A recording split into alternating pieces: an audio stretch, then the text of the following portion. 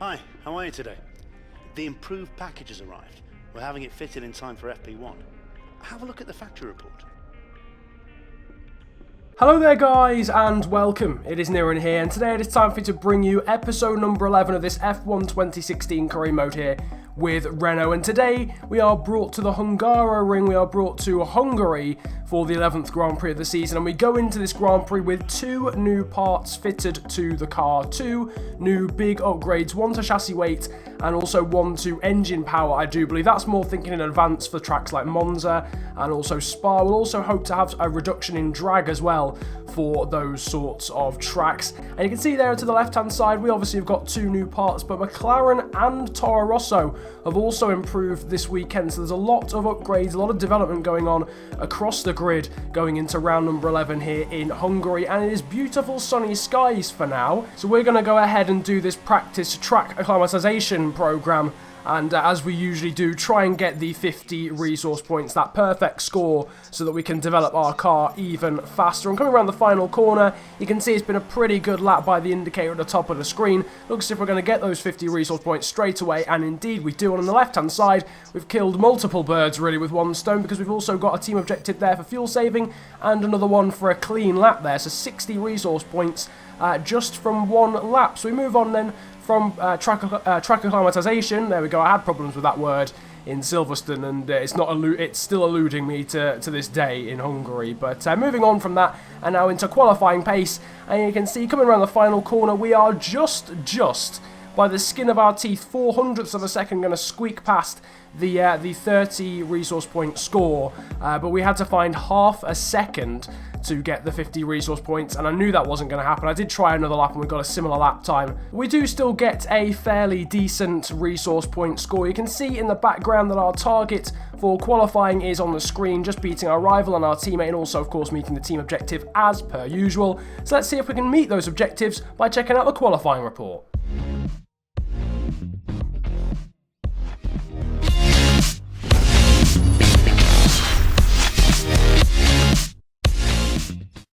Rain was looming in Q1, so going out early was crucial. Yusufu was first to set a lap time and so got through.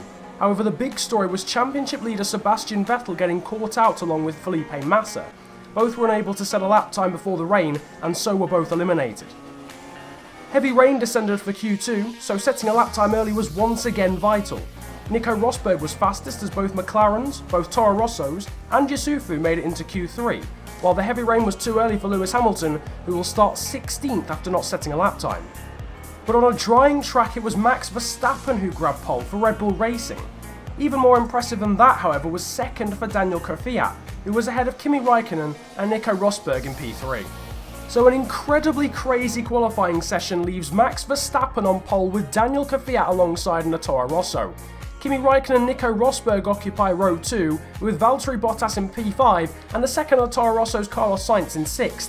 It's an all-British row 4 with Button in 7th and Yusufu in 8th, from Ricciardo Alonso in P9 and P10, then it's Kevin Magnussen in the second of the Renaults and Nico Hülkenberg in the Force India to round out the top 12. So finally, we have some good news from a qualifying report, making it into Q3 in perhaps some of the most changeable conditions that I've ever witnessed in a qualifying session. Q1 going from dry to inters, then Q2 going from inters to wets, and then it dried out in between Q2 and Q3, and then it continued to dry out, so that we got inters to dries in Q3. Absolutely ridiculous qualifying session, and hence we've ended up with an absolutely ridiculous grid. Sebastian Vettel and Lewis Hamilton way down the order, Felipe Massa down on the back row of the grid. It's helped the likes of Daniel Kvyat and of course us, the two Renault cars. We are P8 on the grid, and Kevin Magnussen is sat just outside of the top 10 as well. So it's looking like a really promising race. You can see though in the background, the session forecast, a lot like Austria, is all over the place. It's basically going to dry out throughout this race. It's going to be heavy rain right at the start of the race, and then it's going to basically instantly turn into light rain. So we're going to be on these wet tyres for a very short space of time, then it'll be inters, and then eventually the track will dry out to slick. So we've got very changeable conditions here for this Grand Prix. The Hungarian Grand Prix lining up on the grid. Wonderful qualifying from Jenson Button. He's in P7, just behind Carlos Sainz. We are P8, just ahead of Ricciardo, Alonso, and our teammate Kevin Magnussen in P11. We've beaten our rival Sergio Perez. It's been a successful weekend so far, but the lights are now starting to illuminate. This is what really matters. The next 35 laps, and the lights are now out, and we are underway for the Hungarian Grand Prix, round number 11 of this Formula 1 2016 season. It's an okay start, much better start for Ricciardo, but he got boxed in. We managed to get past Jenson Button already. Now we're going down the inside, or sorry, around the outside of Carlos Sainz, down into turn one. We've been hit there. There's some front wing damage floating across the screen as well, so someone's lost a bit of their front wing. We've now got Fernando Alonso up the inside, so it must have been Alonso going for a kamikaze move down into turn one that caused that bit of contact. We obviously flinging our hand in the air because we gave the people on the inside a lot of space. We ended up just getting clouted through turn one, but still, it has been a very successful first few corners. We're up from P8 on the grid to P6. Here you can see everyone filing through the first few corners. The rest of the field just behind us, and the likes of Vettel and Hamilton are going to have to sift their way through all of the back markers because they're starting right at the back of the grid. This is what happened at turn one. You can see it's actually Fernando Alonso just piling into Carlos Sainz down into turn one, and hence a bit of a domino effect. Sainz then hit us, and that was the contact that we experienced down into turn one, orchestrated there by the McLaren of Fernando Alonso, who has gained some positions. He's up into P7. We've got a yellow flag though behind. There's been some sort of incident or some sort of spin. We'll check that out in a second. And we're on board with Carlos Sainz. It looks like, unfortunately for him, the Spaniard is what has caused the yellow flag, and indeed he is. He's hit the back of his fellow countryman Fernando Alonso, who is causing Carlos all sorts of problems here on this first lap, and now Sainz is right at the back of the field. Ending lap one though, these very treacherous conditions. It's been chucking it down before this race has started. Full wet conditions for sure for now, but we are going up the inside of Valtteri Bottas. Incredible straight line speed there with the assistance of the slipstream, but of course in these wet conditions, no DRS. That is a very, very impressive move from this Renault engine in the back of this car, and unfortunately losing the back end there out of turn one, but we do in the end just about hold on. On to lap 3, and we're currently sitting pretty here in P5. We definitely had the pace to keep up with the likes of Bottas and sort of fight with them, but unfortunately the likes of Rosberg and the Ferraris ahead, or the Ferrari even of Raikkonen, were very much out of our range, very much out of our zone, if you like. So that's a little bit unfortunate, but on to lap 4, and you can see we've got another yellow flag. The track is definitely starting to dry, but as you can see, Valtteri Bottas, the man who was just behind us, is out of the race. So the Williams driver, who was literally trailing us there, is out, and it's brought out a safety car. And I briefly a moment ago said the track looks as if it's drying a little bit, and I think this safety car has sort of made up our mind here. We're going to dive into the pit lane and put the intermediate tyres, just reducing our speed to the delta before we, of course, catch the safety car. And it looks as if a lot of the drivers in front of us are having the same sort of idea, whether people behind are going to do so as well. But Valtteri Bottas there in the Williams, the Mercedes-powered cars again, seeming to be hitting problems in terms of reliability. Another engine blowout for a Mercedes power unit.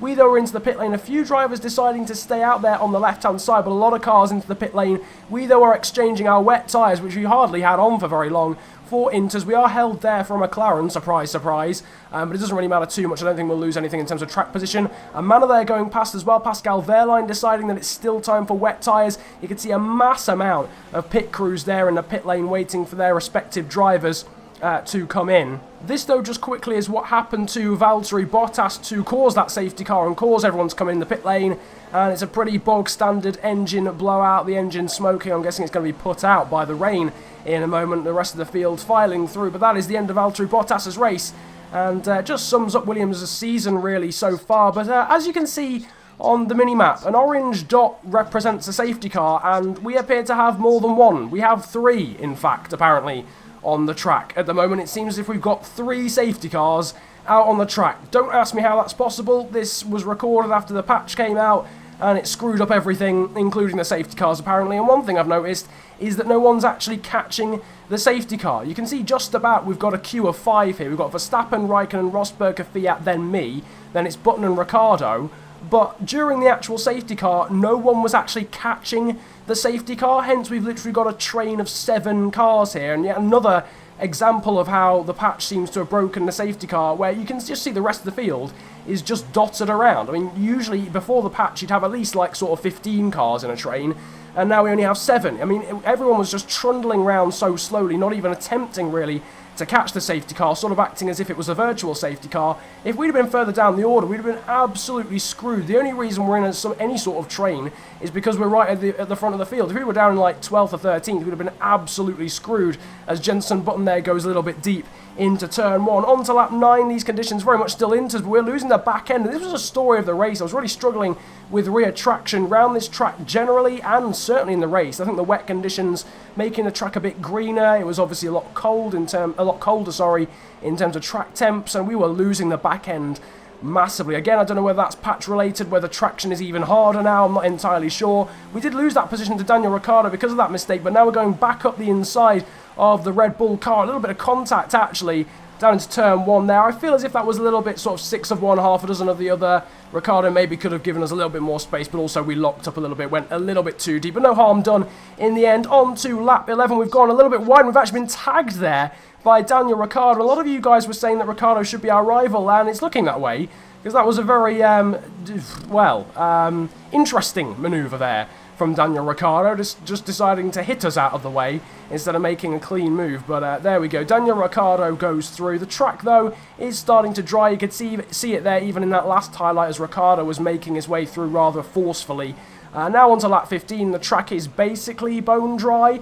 I haven't been told actually by my engineer to come in, and none of the guys in front of me are coming in, but we are going to take the plunge and go in for a set of the super softs. My engineer actually telling me to change strategy there just as I was coming into the pit lane, just understeering a little bit wide onto the entrance of the pit lane, just about getting the car slowed down, a little bit cautious but nothing too major. And you can see that actually a few cars behind us have come in. Hulkenberg has decided to stay out, but Sergio Perez is also going for some dry tyres. You'll have seen a flash of yellow on the side of those tyres. He's going for the softs. We, though, are going for the super softs, and then we're going to go either softs till the end or mediums till the end, depending on how the tyres wear or whatever. But it looks as if we've got this strategy absolutely bang on and absolutely nailed, because the DRS was literally enabled just as we were coming out of the pit lane, which indicates that it is dry conditions. So we've got the undercut, we were on the better tyres for basically a whole lap. Out of the pit lane, though, comes Daniel Ricciardo. You can see in comparison to the last lap, we've gained a lot of time on him there as our rear brakes actually locked up. That was a very strange lock-up down into turn 1. We've gained a lot of time, probably gained a good 4 or 5 seconds maybe on Daniel Ricciardo there, but unfortunately it wasn't enough to leapfrog him. And on to lap 19, and these super softs were not giving me the pace that I was expecting whatsoever. You know, they're not massively warm, but even from the start of the stint, you know, I don't know whether they were just too cold or whatever still, or the track was too cold. Again losing the back end, and again going wide, and again it loses us a position. This time it's to Sebastian Vettel in that Ferrari, who's on a very, very good comeback drive, again trying to extend his lead in the championship, and he seems to be doing a good job of that because he's ahead of Lewis Hamilton at the moment. On to lap 20, though, when Nico Hulkenberg is out of the race, and now we've got a virtual safety car. We've had a safety car and a virtual safety car today, and these super softs were not treating me well. So again, you know, some sort of safety car or some sort of virtual safety car, making my mind up again. So we're going to come into the pit lane about 3 laps earlier than we were meant to. We're going to put the mediums on until the end of the race. They should pretty comfortably take us to lap 35 at this point. But Sebastian Vettel getting past us on the mediums while we were on the super softs, probably an indication that we should probably ditch these tyres. A bit of a shame, you know, because they didn't really treat us how we probably expected them to in terms of pace. Bit of a shame. It would have been nice to at least sort of keep up with Daniel Ricciardo or whatever. Coming out of the pit lane, though, the virtual safety car is ending. We've got Romain Grosjean there ahead of us on super softs. One thing I did notice, actually, was that I was allowed to come in the first place, because in real life I don't think you're allowed to pit under the virtual safety car, but on this game apparently you are. On to lap 24, and Romain Grosjean is pitting off the super soft tyres. We're on the medium, so obviously we are out on a slower compound than the guys around us, and even though they're in slower cars, we're not going to be catching them realistically. Sergio Perez is ahead of us now in the Force India. You might have seen down at the bottom of the screen that he was experiencing issues, but as soon as we got anywhere near him, those issues were fixed by the team. So that's a bit annoying. Probably could have had a battle with him with any sort of issues that he had, but unfortunately they were fixed. Behind us we've got the McLaren Honda here of Fernando Alonso, who's obviously on the softer tyres, the faster tyres, but he has got to pit again before the end of this race. Same for Carlos Sainz. Having a very good battle actually though with the McLaren here, and despite Alonso having DRS, we have superior pace down into turn 2. Alonso, they're trying to get around the outside there, but unfortunately can't do it, and now him and Carlos Sainz alongside each other again. I fear for Carlos Sainz, to be honest with you, because he's tried that twice this race already, and it's ended badly for him both times. On to lap 26, we've got some more cars in the pit lane. Sergio Perez is one, and Lewis Hamilton on the soft tyres is the other again. He's just like Sebastian Vettel in this race. He is trying to sift his way through the order and try and gain some positions. On to lap 29, we've gained a position there on Felipe Massa, who for some reason his actual indicator on the minimap wasn't showing up all race. Don't know why. Again, some sort of patch issue, but there you go. Just checking out some of the AI cars now, and we're looking at Felipe Nasr, who's had a pretty dismal race, getting lapped here by Daniel Kvyat, and there's been a contact between them, and Felipe Nasr is in the wall where his teammate Marcus Ericsson went off in 2014. This is how it looked from Daniel Kvyat in the Toro Rosso, who's having a wonderful weekend, a great race, and really just should have given Felipe Nasr more room, giving the Brazilian the traditional hip and shoulder, and he ends up in the wall. Not great racing, really, from Daniel Kvyat, and I think he probably should have given Nasr a bit more room. Nasr, unfortunately for himself, is out of the race, but he was right at the back anyway.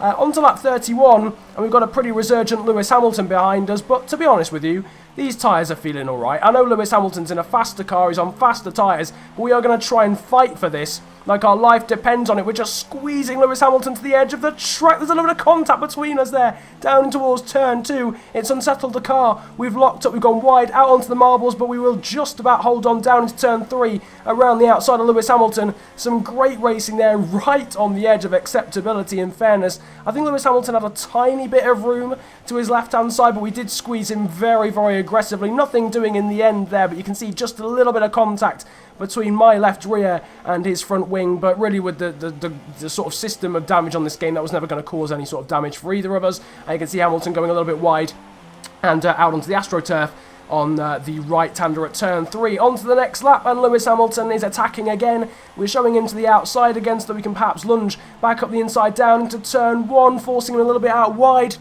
We're on the inside, forcing Hamilton out onto the edge of the track and just about again holding onto the position. Hamilton again getting DRS here down into turn 2. Of course, everyone's got DRS now because these conditions are dry. Later on to lap 32, and we've got a little bit of a lock-up going a little bit wide, and now down into penultimate corner. We've actually been hit there from behind by Lewis Hamilton. We're not getting any respect at all. Daniel Ricciardo hit us earlier, and now Lewis Hamilton's British touring cars bumped us out of the way into the penultimate corner. But of course, we'll have DRS on the Brit and the Mercedes. Will it be enough? We've got Felipe Massa behind us, who again, his mini-map indicator for some reason just isn't showing up, so I don't know when he's there and when he's not. Down into turn 1, looking for P7. Massa's going up the inside of us, but he's backed out of it. Has he? No, he hasn't. He ends up spinning on our rear tyre. We go up the inside of Lewis Hamilton, and we take P7. We're going to have a look at a replay of that after we've seen what happened with Lewis Hamilton into the penultimate corner, and you're going to see I think he outbrakes himself, really, and just uses us as a brake and then goes into the corner. We, of course, go wide